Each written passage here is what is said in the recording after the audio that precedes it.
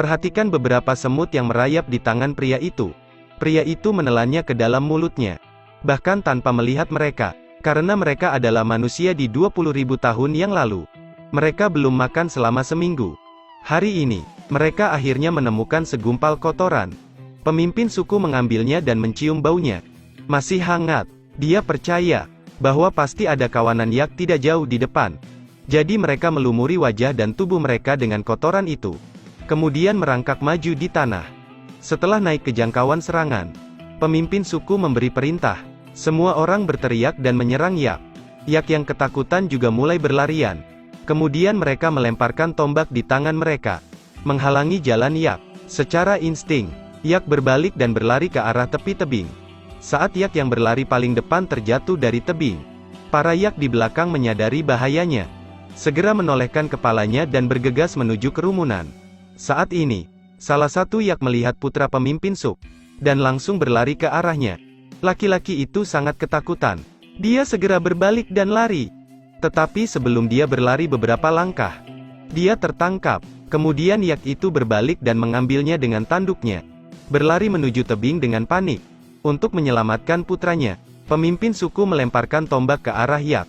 Tapi ini tidak hanya gagal menyelamatkan putranya, tetapi juga membuat yak semakin marah. Dia berlari ke tepi tebing dan melempar kodak. Untungnya, kodak mengambil batu dan bergelantung di tebing. Ayahnya berteriak agar dia jangan melepaskan batu itu. Begitu ayahnya selesai bicara, batu itu tiba-tiba pecah.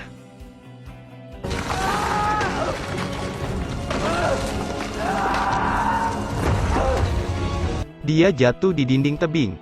Tidak tahu apakah dia hidup atau mati. Pemimpin suku itu langsung ingin turun ketika melihatnya. Tetapi semua orang segera menariknya ke atas. Semua orang mengatakan kepadanya, bahwa anakmu sudah mati. Kami tidak bisa kehilanganmu lagi. Kamu tetap harus bertanggung jawab kepada suku kami. Mereka datang ke dasar tebing untuk melihat bangkai yak. Pemimpin suku memanggil putranya. Tetapi putranya tidak menanggapi. Keesokan harinya, dia membuat batu nisan untuk putranya di tepi tebing. Mengadakan pemakaman sederhana, dan kembali ke desa bersama suku. Karena masih banyak orang tua dan anak-anak yang sedang menunggu makanan di desa mereka. Tetapi yang tidak pernah mereka duga adalah, bahwa kodak tidak mati sama sekali. Dia hanya mengalami koma parah. Burung pemakan bangkai itu mendarat di atas anak laki-laki yang koma itu.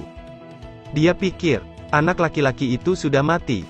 Tanpa diduga, saat dia membuka mulut anak laki-laki itu, anak laki-laki itu tiba-tiba terbangun karena rasa sakit, dan melemparkannya dari tebing. Dia bangun dan melihat, bahwa dia jatuh di tepi tebing. Dia memanggil ayahnya dengan keras. Tapi tidak mendapat jawaban. Dia tidak punya pilihan selain mencoba turun. Tiba-tiba kakinya terpeleset dan dia hampir jatuh.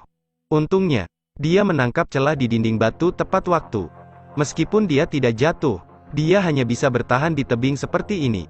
Pada saat ini, tiba-tiba ada kilat dan guntur di langit.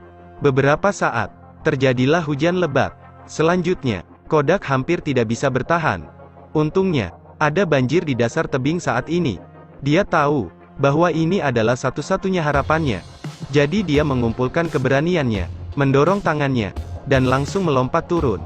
Tidak lama kemudian, hujan deras akhirnya berhenti, dan dia selamat secara ajaib.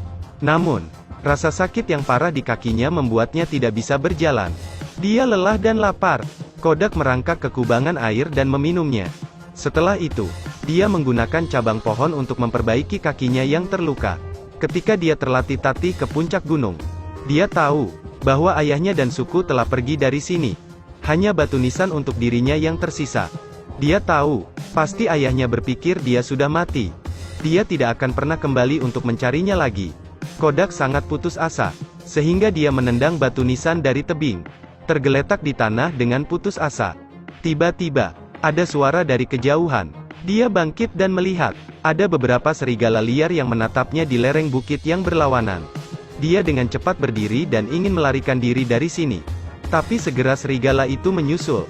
Untungnya, ada pohon mati di depannya. Dia dengan cepat memanjat. Seekor serigala abu-abu menggigit sepatunya. Di saat kritis, dia mengeluarkan belati di pinggangnya dan menikam serigala abu-abu itu. Kemudian dia mengambil kesempatan untuk memanjat. Serigala tidak bisa menggapai kodak. Jadi mereka berjaga di bawah pohon sepanjang malam tanpa menyerah. Serigala yang tidak sabar akhirnya pergi. Keesokan harinya, hanya serigala abu-abu yang terluka yang tersisa. Kodak mengikatkan belati ke tongkat kayu. Kemudian dia mengambil tombak panjang itu dan berjalan perlahan menuju serigala abu-abu. Tepat ketika dia hendak mengangkat tombak untuk menyerang, serigala abu-abu membuka mata. Melihat mata serigala abu-abu yang memohon, dia melunakkan hatinya lagi. Ayahnya telah mengajarinya untuk membunuh berkali-kali, tapi dia tidak bisa melakukannya sama sekali. Kali ini, dia mendengar suara serigala abu-abu yang menyakitkan. Kodak tidak tahan, jadi dia mengikat mulutnya dengan tali. Pergi dari sini bersamanya. Mereka menemukan sebuah gua. Hari ini, mereka akhirnya tidak perlu tidur di hutan belantara. Keesokan harinya, Kodak menemukan beberapa peralatan yang dapat digunakan di dalam gua. Dia menemukan beberapa tumbuhan di luar. Setelah membuat ramuan, dia mengoleskannya ke kakinya. Ketika dia menoleh, serigala abu-abu sudah melepaskan tali di mulutnya dan memamerkan giginya padanya. Meskipun Kodak takut, dia tetap saja dengan hati-hati memberinya air. Serigala juga tampaknya merasa bahwa Kodak tidak jahat, jadi dia menurunkan kewaspadaannya dan minum air. Setelah itu, Kodak mengoleskan obat pada luka serigala untuk menyembuhkan lukanya. Dia menaruh sisanya di dekat mulutnya dan memberi isyarat padanya untuk makan. Serigala jahat besar itu sangat patuh dan segera menjilatnya. Suatu hari, Kodak menemukan seekor kelinci di bawah rasa lapar yang ekstrim. Bahkan jika dia tidak tahan, dia akhirnya melakukannya. Dia kembali ke gua. Dia mengebor kayu untuk membuat api. Pada saat itu, serigala abu-abu mengambil kesempatan untuk merebut kelincinya. Akibatnya, dia ditampar oleh Kodak dan dengan patuh duduk di tempat. Setelah beberapa hari kerja keras, Kodak akhirnya makan daging kelinci bakar di malam hari. Serigala abu-abu hanya bisa melihat Kodak tanpa daya. Dia berkata kepadanya, bahwa keputusan ada di tangan saya. Anda hanya bisa makan ketika saya memberikannya kepada Anda. Melihat serigala abu-abu menurunkan kepalanya tanda setuju, Kodak kemudian memberinya beberapa tulang. Beberapa hari lagi berlalu seperti ini. Cedera kaki Kodak hampir sembuh. Dia mengambil peralatannya sendiri dan mengucapkan selamat tinggal kepada serigala, karena dia ingin menemukan sukunya. Sebelum jalannya terhalang oleh salju tebal.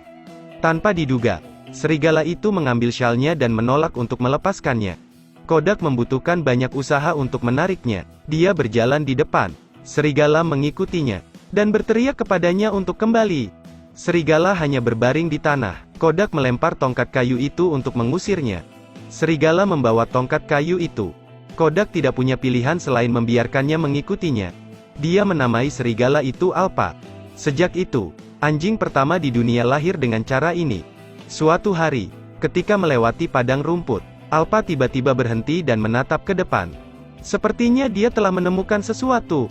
3 babi hutan sedang mencari makan di padang rumput. Alpa segera bergegas turun untuk menggiring babi hutan ke Kodak.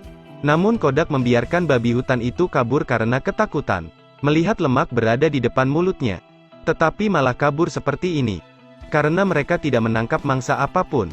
Mereka hanya bisa menghabiskan malam dengan kelaparan. Hari-hari berikutnya, kerjasama antara keduanya semakin bagus. Dan mereka menjadi lebih nyaman dalam berburu. Mereka tidak lagi menghabiskan malam dengan lapar. Setelah api padam di tengah malam, Alpa berbaring di samping Kodak untuk menghangatkannya. Di pagi hari, dia membangunkan Kodak seperti jam alarm. Kodak mengira Alpa terlalu bau. Jadi dia melemparkannya ke dalam air untuk mandi.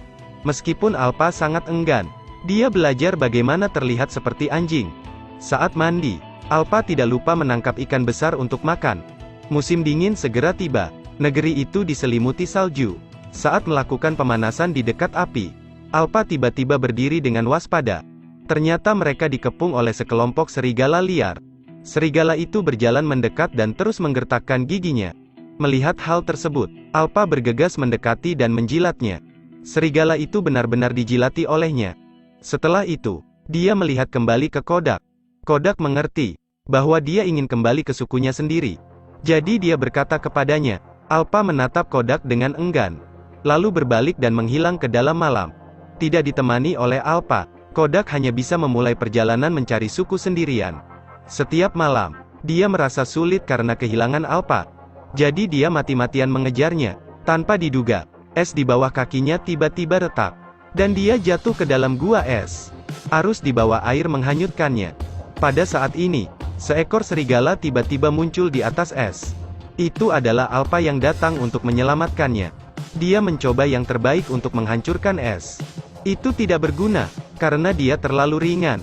Untungnya, Kodak memecahkan es dengan belati yang dia bawa. Alpha menggigit lengannya. Kodak ditarik ke atas. Air sungai yang sedingin es membuatnya menggigil. Sebelum dia beristirahat, dia segera berlari ke samping untuk membuat api. Setelah api menyala, dia melepas pakaiannya yang membeku. Dan berbaring di salju sambil memeluk Alpha agar tetap hangat. Meski begitu, Kodak tetap sakit parah. Kali ini Alpha tidak akan meninggalkannya. Sebaliknya, dia menemaninya melewati angin dan salju. Dan melanjutkan perjalanan mereka. Hari ini, mereka akhirnya melihat manusia pertama dalam waktu yang lama. Kodak sangat senang.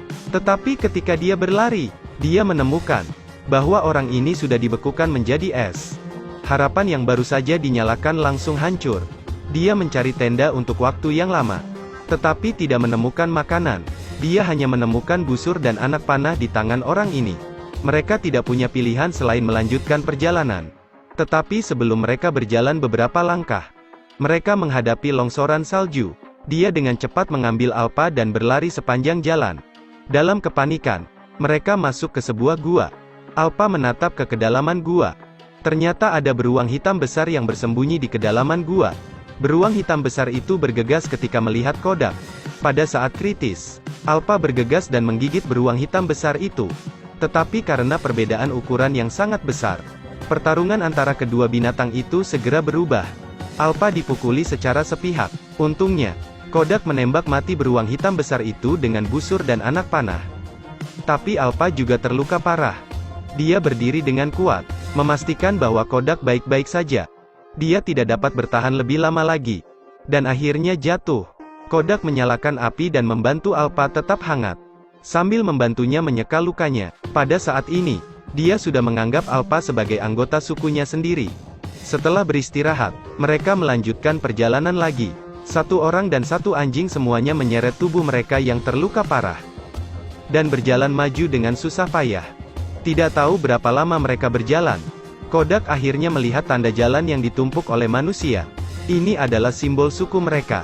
Dia tahu, dia tidak jauh dari rumah. Badai salju semakin besar. Setiap langkah yang mereka ambil, didukung oleh pikiran yang kuat. Akhirnya Alpha tidak bisa menahannya lagi dan jatuh. Kodak datang dan dengan lembut membelai Alpha, mengatakan kepadanya bahwa dia tidak akan pernah meninggalkannya. Dia memeluk Alpha dengan susah payah dan terus berjalan ke depan. Bahkan jika mereka mati, mereka akan mati bersama. Sampai malam tiba, Kodak tidak bisa pergi lagi.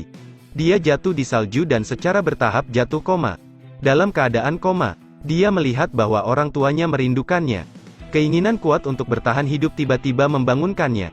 Dia terus memegang Alpha dengan kegigihannya. Dan melanjutkan perjalanannya. Kodak tidak tahu, apakah Alpha masih hidup atau sudah mati.